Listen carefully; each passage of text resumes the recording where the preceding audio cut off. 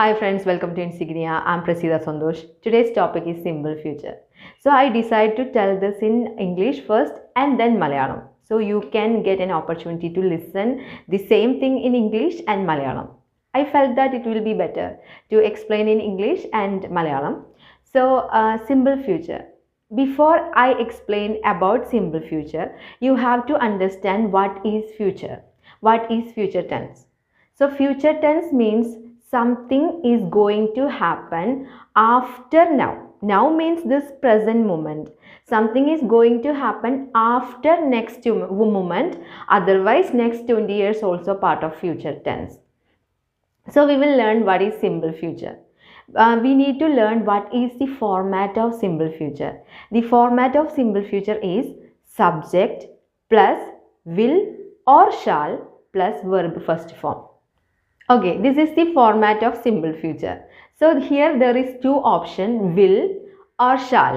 So shall you don't need to use now because it's for a formal situations, and that means it's not like you can't use will in a formal situation, not like that. You can use will in every word. So shall only for formal situations. So we can keep that shall aside and we will learn will. So will is very simple, and I told you that you can use verb first form with this. So we can create some sentences with this form.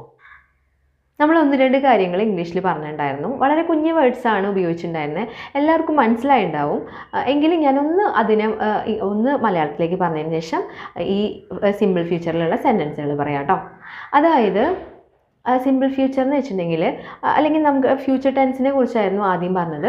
Future tense എന്ന് വെച്ചിട്ടുണ്ടെങ്കിൽ ഇപ്പോൾ നമ്മൾ ഈ ഒരു നിമിഷം തൊട്ട്, ഈ ഒരു നിമിഷം എന്ന് പറയുന്നത് പ്രസൻ്റ് ആണ്. ഇത് കഴിഞ്ഞ് വരുന്ന നിമിഷവും അല്ലെങ്കിൽ ഇത് കഴിഞ്ഞ് വരുന്ന സമയം മുഴുവൻ ഫ്യൂച്ചറാണെന്ന് നമുക്കറിയാം. ഭാവിയാണ് ഫ്യൂച്ചർ എന്ന് വെച്ചാൽ, ഭാവിയാണെന്ന് നമുക്കറിയാം. ഭാവി കാലം ഏതാണെന്ന് നമുക്കറിയാം. അപ്പോൾ അതാണ് ഫ്യൂച്ചർ. അതിനെ തന്നെ 4 കാറ്റഗറിയായി തിരിച്ചിട്ടുണ്ട്. സിമ്പിൾ ഫ്യൂച്ചർ, അതേപോലെ തന്നെ future continuous, future perfect, future perfect continuous. Future perfect continuous modern ഇംഗ്ലീഷിൽ അങ്ങനെ യൂസ് ചെയ്യുന്നില്ല, പക്ഷെ ബാക്കി 3 നമുക്ക് ആവശ്യം വരും. പക്ഷേ അതിൽ ഏറ്റവും സിമ്പിളായിട്ട് വരുന്നത് സിമ്പിൾ ഫ്യൂച്ചർ തന്നെയാണ് കേട്ടോ. സിമ്പിൾ ഫ്യൂച്ചറിൻ്റെ ഫോർമാറ്റ് എന്ന് പറഞ്ഞിട്ടുണ്ടെങ്കിൽ subject plus will or shall plus verb first form ആണ് കേട്ടോ. ഫസ്റ്റ് ഫോം ആണ്. നമുക്ക് വേറെ ഫോമിനെ കുറിച്ചൊന്നും ചിന്തിക്കേണ്ട, ഫസ്റ്റ് ഫോമാണ് യൂസ് ചെയ്യുന്നത്. അപ്പോൾ വില്ലുണ്ട്, ഷാലുണ്ട്. നമുക്ക് ഈ രണ്ടും യൂസ് ചെയ്യേണ്ട ആവശ്യമില്ല കേട്ടോ. നമ്മൾ ഒരെണ്ണം യൂസ് ചെയ്താൽ മതി. ഷാൽ എന്ന് വെച്ചിട്ടുണ്ടെങ്കിൽ ഫോർമൽ സിറ്റുവേഷനിലാണ് കൂടുതൽ യൂസ് ചെയ്യുക. കുറച്ചും കൂടി ഒഫീഷ്യൽ ആയിട്ടുള്ള കാര്യങ്ങൾക്കാണ് ഷാൽ വെക്കുന്നത്. അത് കൂടുതലും ഐയുടെയും വീടെ കൂടെ യൂസ് ചെയ്യുന്നത്. ഐയുടെയും വീടെ കൂടെയാണ് ഷാൽ യൂസ് ചെയ്യുന്നത്. അതും ഫോർമലായിട്ടുള്ള കേസിലാണ്. നമുക്ക് ആ ഷാലിനെ ഒന്ന് മാറ്റി വയ്ക്കാം. കാരണം എന്താ വെച്ചിട്ടുണ്ടെങ്കിൽ നമുക്ക് വില്ല് വെച്ച് പറഞ്ഞാലും സെൻറ്റൻസുകളെല്ലാം കറക്റ്റ് ആവും. അതുകൊണ്ട് വില്ല് വെക്കുന്നതായിരിക്കും കുറച്ചും കൂടി ബെറ്റർ ആയിരിക്കുക കേട്ടോ. അപ്പോൾ നമുക്ക് നോക്കാം എങ്ങനെയായിരിക്കും എന്നുള്ളത്, സെൻറ്റൻസ് എങ്ങനെയായിരിക്കും എന്ന് നോക്കാം.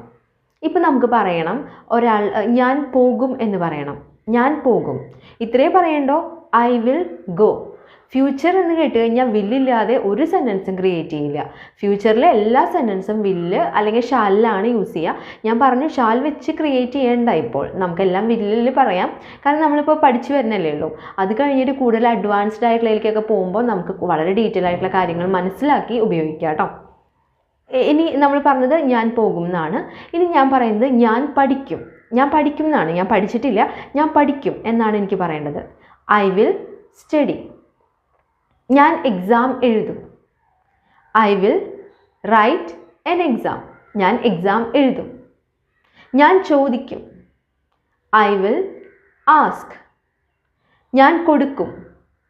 I will give. ഞാൻ പണം കൊടുക്കും. ഐ വിൽ ഗീവ് മണി. ഞാൻ പണം കൊടുക്കും. ഞാൻ ഡാൻസ് കളിക്കും. I will dance. അത്ര മതി കേട്ടോ. കളിക്കുക എന്നുള്ളതിന് എക്സ്ട്രാ വേർഡൊന്നും എടുത്ത് പറയണ്ട, നമുക്കറിയാം. ഐ വിൽ ഡാൻസ് എന്ന് പറഞ്ഞാൽ തന്നെ ഞാൻ ഡാൻസ് കളിക്കും എന്നാണ്. ഞാൻ ബിരിയാണി ഉണ്ടാക്കും. I will make biryani. ഉണ്ടാക്കും എന്നായിരുന്നു ഞാൻ പറഞ്ഞത്. ഇനി പാചകം ചെയ്യുന്നതാണെങ്കിൽ ഐ വിൽ കുക്ക് ബിരിയാണി.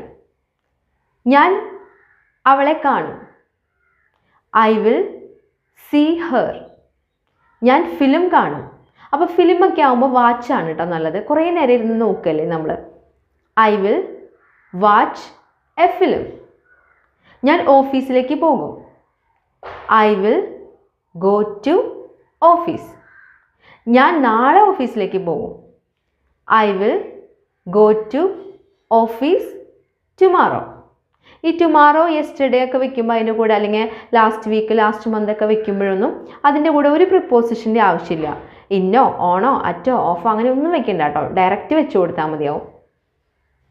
ഞാൻ സൺഡേ പോകും. I will go on Sunday. ഈ ദിവസങ്ങളൊക്കെ ഉണ്ടല്ലോ, സൺഡേ മൺഡേ ട്യൂസ്ഡേ, ഇതിൻ്റെയൊക്കെ മുന്നിൽ ഓൺ വെക്കണം കേട്ടോ. ഓൺ ആണ് അതിന് യൂസ് ചെയ്യുന്ന പ്രിപ്പോസിഷൻ. ഇത് കുറേയൊക്കെ ഐ വെച്ചിട്ടല്ലേ നമ്മൾ പറഞ്ഞത്. ഇനി നമുക്ക് ഷീയും ഹീയൊക്കെ വെക്കാം കേട്ടോ. അപ്പോൾ നമുക്ക് എങ്ങനെയാണെന്ന് നോക്കാം. He will read a book. അവൻ ഒരു ബുക്ക് വായിക്കും. അവൻ അത് പഠിക്കും. He will study that. അവനത് പഠിക്കും. അവൾ അവനോട് സംസാരിക്കും. She will talk to him. അവൻ മെയിൽ അയക്കും. He will send the mail.